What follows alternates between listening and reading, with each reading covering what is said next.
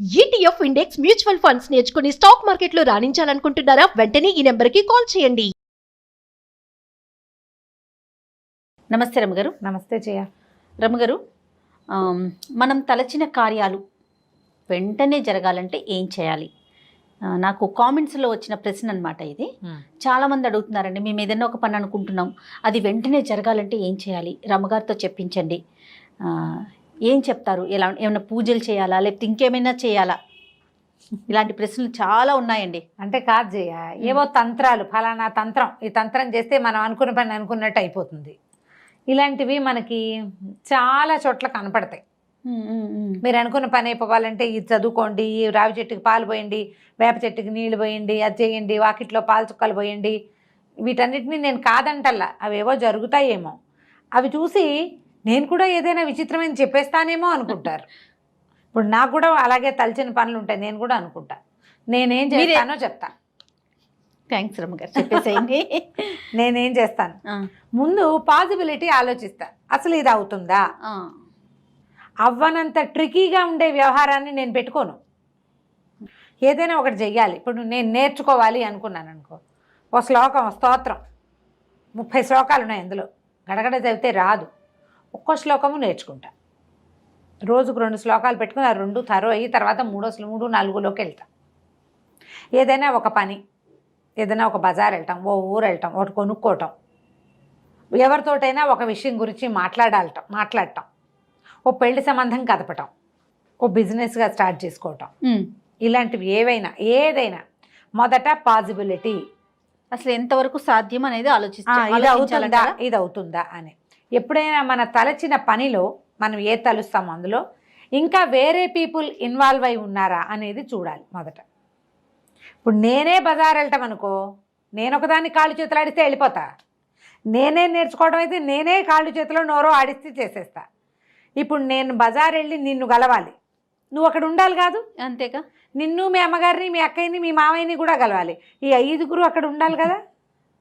ఉండాలి. అవునవును. పాసిబిలిటీస్ చూసుకోవాలి. మనం ఒక విషయం ఒప్పించాలి, ఎవరితోటైనా డబ్బులు పెట్టుబడి పెట్టించాలి, ఎవరి దగ్గరైనా అప్పు తీసుకోవాలి, లేదా తీసుకున్నప్పుడు ఇప్పుడు తీర్చలేమో, ఫలానప్పుడు తీరుస్తాము, ప్రస్తుతాన్ని నువ్వు ఊరుకో అని చెప్పాలి. అప్పుడు వాళ్ళ పరిస్థితులను బట్టి కూడా మనం ఒకసారి అటువైపు కూడా నిలబడి కొంచెం ఆలోచిస్తే అప్పుడు మనం తలచిన పని ఎంత మటుకు వస్తాం మనకే తెలిసిపోతుంది. దీంతోపాటు దైవ సహాయం తీసుకోవటం. ఇంట్లో నుంచి ఈ పని మీద బయటకు వెళ్ళేటప్పుడు తప్పకుండా ఓ దీపారాధన చేయటం, మీ పద్ధతి ఏదైతే అది ప్రార్థన చేసుకోవటం, ఒక నమస్కారం చేసుకోవటం.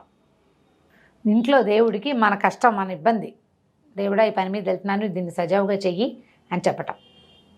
మన ఇంట్లో ఎవరైనా పెద్దవాళ్ళు ఉంటే వాళ్ళకు కూడా ఒక మాట చెప్పటం. చెప్పి వాళ్ళు అంతా సరిగానే అవుతుందిలే అంటే మనకి ఒక పాజిటివ్ సైన్ ఉంటుంది లోపల. వీటితోటి కొంత రకంగా పనులు అవుతాయి. ఇంకా ప్రచండమైన దైవ సహాయం తీసుకోవాలి. దేవుడా నేను ఈ పని అనుకున్నాను, ఇక తీరితే నీకు 2 కొబ్బరికాయలు కొడతాను, అలాంటివి కాకుండా ఎవరికైనా నేను కూడా సహాయం చేస్తాను లాంటివి మొక్కుకోవటం. దైవ దర్శనానికి వస్తాను అని ఏదైనా ఇవ్వడం అనే దాని మీద కాన్సెప్ట్ నాకు నమ్మకం ఉండదు జయ. భగవంతుడిగా దేవాలయాల్లో కొబ్బరికాయలు కొడతాను, అది చేయిస్తాను, ఇది చేయిస్తాను కాదు. నేను వచ్చి నీకు దర్శనం చేసుకుంటాను, నా శ్రద్ధని నీకు ఇస్తానని పెట్టుకుంటాను. ఏదైనా ఒకటి చదువుతా. చాలా మంచి విషయం. ఒకటి చదువుతాను. నేనేం చేస్తానంటే నా ఐడియానే చెప్తున్నా. ఇది ఇప్పుడు ఈ పని అయితే ఇది చదువుతాను అని చెప్పకూడదు. నువ్వు ఇది చదువు, ఏదైనా మొదలుపెట్టు, అది నీకు వెనకాల తోడుగా ఉంటుంది. నేను సాధారణంగా రామాయణాన్ని ఫాలో అవుతా. రామాయణంలో సకలార్థ సిద్ధి రామాయణం అని ఒక విధానం ఉంది. ఆ ప్రకారం సకలార్థ సిద్ధి రామాయణంలో ఈ అన్ని విషయాలు మనం అనుకున్న పనులు నెరవేరటానికి ఇందులో ధర్మకార్యం అనేది ఒక పాయింట్ ఉంటుంది. అందులో నీకు లాభం, ఇతరులకి నష్టం ఉంటే ఆ పని జరగదు మనం అనుకున్నా కూడా. ఒకవేళ అయినా చెడిపోతూ ఉంటుంది. అంటే భగవంతుడి మీద భారం వేసినప్పుడు కదా. అదే నువ్వే చేస్తే నువ్వు ఎదుటివాడిని మోసం చేస్తావు, నువ్వే సంపాదించుకుంటావు, అలాంటి వాళ్ళు కోకొల్లలుగా కనపడతారు. అవును. బట్ ఇలాంటి వ్యవహారంలో మనం దేవుణ్ణి కనుక మన వ్యవహారంలోకి లాగితే ఒక ధర్మబద్ధమైనది, దానివల్ల ఇతరులకి నష్టం కానీ, బాధ కానీ, కష్టం కానీ కలగనిది, నీ ప్రాస్పరిటీ, నీ పిల్లల అభివృద్ధి, నీ వ్యాపార అభివృద్ధి, నీకే విద్యాభివృద్ధి, నీకే మనశ్శాంతి, చిత్తశాంతి. పిల్లలకి ఏవో హ్యాబిట్స్ ఉన్నాయి, భర్తలకి ఏవో హ్యాబిట్స్ ఉన్నాయి, వ్యాపారం కలిసి రావట్లేదు, డబ్బులు కలిసి రావట్లేదు. ఆల్రెడీ నీ దగ్గర కోట్లుంటే ఇంకా కోటాను కోట్లు రావాలంటే కాదు సుమి. అలా కాదు. ఇలా మనం సమస్యల్లో ఉన్నప్పుడు దేవుడా నా చేయి పట్టుకో, నాతో ఉండు, నాకు సహాయం చేయి, నా వెన్నుదన్నుగా ఉండు నువ్వు అని భగవంతుడిని ప్రార్థించే విధానాల్లో రామాయణం లాంటి గ్రంథాలు చదువుకోవటం, రోజు రామాయణం చదవటం, అది మనకి అన్ని కార్యాల్లోనూ హెల్ప్ చేస్తుంది. రామాయణం ఒక విపరీతమైన పాజిటివిటీ ఉన్నటువంటి గ్రంథం. ఆ పాజిటివ్ థింగ్ని మీతో పాటు ఉంచుకోండి. ఓకే. లేదా భగవద్గీత చదవండి. భగవద్గీతలో కూడా కొన్ని ప్రత్యేక శ్లోకాలు ఉన్నాయి కదా. అనన్యాశ్చింతయంతో మాం ఏ జనా పర్యుపాసతే తేషాం నిత్యాభియుక్తానాం యోగక్షేమం వహామ్యహం. ఇది చదవండి.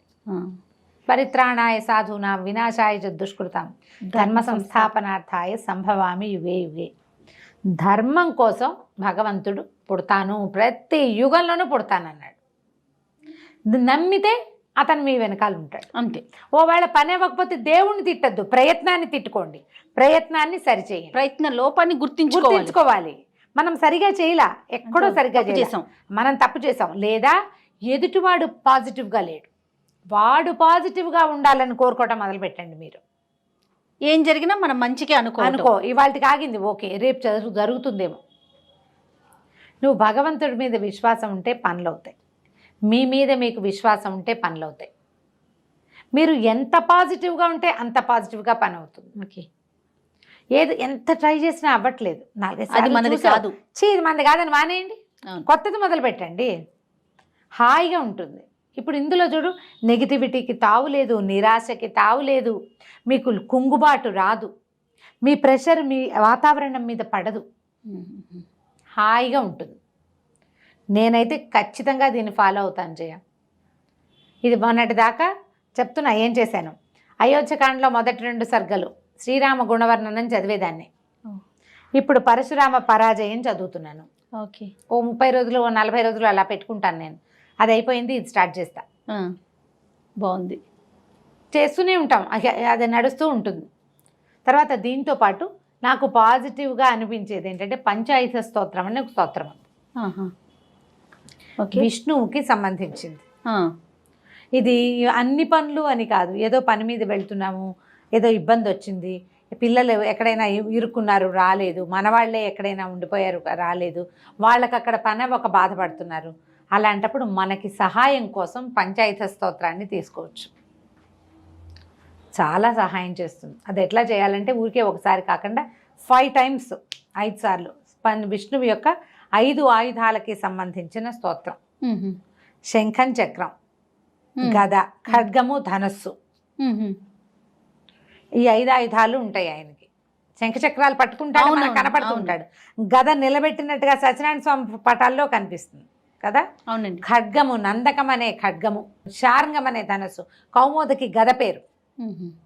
శంఖచక్రాలేమో సుదర్శనము, పాంచజన్యము కదా. అవును. నందకము, శార్ంగము, కౌమోదకి. నందకం ఖడ్గం, శార్ంగం అనేది ధనుసు, ఈ కౌమోదకి అనేది గద. శార్ంగాయుధపాణి అని కనపడుతుంటాడు విష్ణుమూర్తి పేరు, ఆ శార్ంగం ఇదనమాట. ఓకే. దీన్ని కూడా మనం సహాయకారిగా చేసుకోవచ్చు. ఇప్పుడు ఇదేంటంటే ఎలా అంటే నీకు కావలసినప్పుడు చేయడం కాదు, ఇది నీ నిత్యానుష్ఠానంలో ఉండాలి. ఎస్, అవును. రోజు చదువుతావు, నీకు ఏదైనా ఇబ్బంది వస్తే చదువుతావు. ఇది ఇంకా ఎప్పుడెప్పుడు వాడచ్చో చెప్తాను నేను. మనం ఏదైనా ఒక పని కోసం వెళ్ళేటప్పుడు, ప్రయాణంలో, ఏదైనా యాత్రకు వెళ్ళేటప్పుడు, దేవాలయ దర్శనానికి వెళ్ళేటప్పుడు, హాస్పిటల్స్కి వెళ్ళేటప్పుడు, అనారోగ్యంగా ఉన్నప్పుడు, పిల్లలకి ఏదైనా యాక్సిడెంట్ అయ్యి ప్రమాదంగా ఉన్నప్పుడు, ఎవరికి యాక్సిడెంట్ అయినా తర్వాత పిల్లలకి దిష్టి తగిలి పిల్లలు తెగ ఏడ్చేస్తుంటారు, నిద్రలో ఏడుస్తారు. అవును. అలాంటప్పుడు ఈ స్తోత్రాన్ని చదువుకుంటే చాలా ఫలితం కనిపిస్తుంది. విష్ణు సహస్రనామంలో లాంటిదే ఇది కూడా. 5 శ్లోకాలు పెద్దవి, తర్వాత ఫలశ్రుతి. ఇవి చదవటం వల్ల మనకి ఏ ప్రయోజనం లభిస్తుందో చెప్పే ఒక 4 శ్లోకాలు, మొత్తం ఆల్ టుగెదర్ 9 శ్లోకాలు. నేను ఇది చదువుతా. ఇది రోజు చదివే అలవాటు. ఏదైనా ఇట్లా సమస్యగా ఉంది, రాత్రులు నిద్ర పట్టలేదు, ఏదో గాభరాగా ఉంది, పిల్లాడు ఏడుస్తాడు, ఎవరి పిల్లాడైనా, నా పిల్లాడు నీ పిల్లాడు తేడా, ఎవరి పిల్లాడైనా ఏడుస్తాడు, పిల్లాడిని దగ్గర కూర్చోబెట్టుకొని అది చదివితే మెల్లిగా వాడు సెట్ అయిపోతాడు. ఇలాంటి ఏవైనా అలవాటు చేసుకుంటే మనం తలచిన పనులు అవుతాయి. మీరు ఏవి దైవ సహాయాలు తీసుకోరు, మీకు వద్దు, లేకపోతే అప్పుడు మీ మీదే మీరు నమ్మకం పెట్టుకోండి. నేను ముందే చెప్పాక పాజిటివ్గా ఉండండి. మొత్తం చుట్టూత పరిస్థితులన్నీ మనకు అనుకూలమయ్యేదాకా వెయిట్ చేయండి, అనుకూలం చేయడానికి ప్రయత్నం చేయండి, తలచిన పనులు అయిపోతాయి ఆటోమేటిక్గా.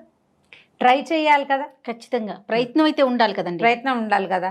దీంతోపాటు ఇంకొకటి నాకు రెగ్యులర్ ప్రాక్టీస్ ఇంకో శ్లోకం చెప్తాను. ఎక్కడికి వెళ్తున్నా సరే రాత్రి పడుకునేటప్పుడు కూడా ఆపదామ భర్తారం దాతారం సర్వసంపదాం లోకాభిరామం శ్రీరామం భూయో భూయో నమామిహం. పదే పదే రాముడికి నమస్కరిస్తే ఆయన మన ప్రాబ్లమ్స్ని సెట్ చేస్తాడు. కనీసం నీకు ఒక తాత్కాలిక ఉపశమనాన్నైనా ఇస్తాడు. నువ్వు ఎంత నమ్ముతావో నీకు అంత కుదురుతుంది. ఓకే, ఇదేంటంటే దూరంగా ఎక్కడో మిణుకుమంటున్నటువంటి జ్యోతిని చూసి అక్కడ ఒక వెచ్చదనం ఉందన్న నమ్మకంతో పనిచేయటం. దానికోసం నడుచుకుంటూ వెళ్ళిపోతాం మనం.